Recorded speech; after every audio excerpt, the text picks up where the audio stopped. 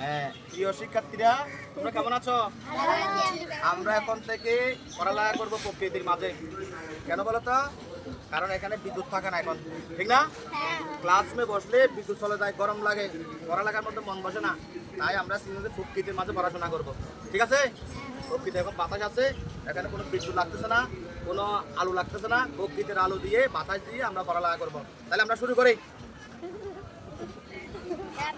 হ্যাঁ, আমরা কত বলবো আজকে? ভোকাবুলারি দেখবো। ভোকাবুলারি আমার সাথে সাথে বলবা।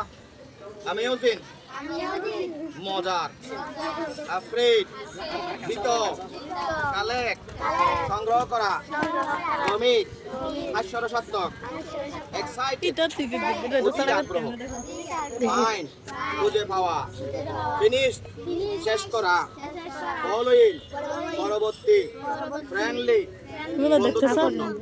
এরকম প্রকৃতির মাঝে পড়াশোনা করলে পড়ালেখা খুব তাড়াতাড়ি মুখস্থ হয়ে যাবে, বুঝো না?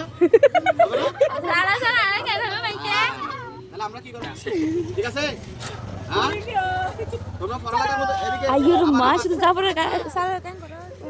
ঠিক আছে তো? ধন্যবাদ, বন্ধ করে দেন।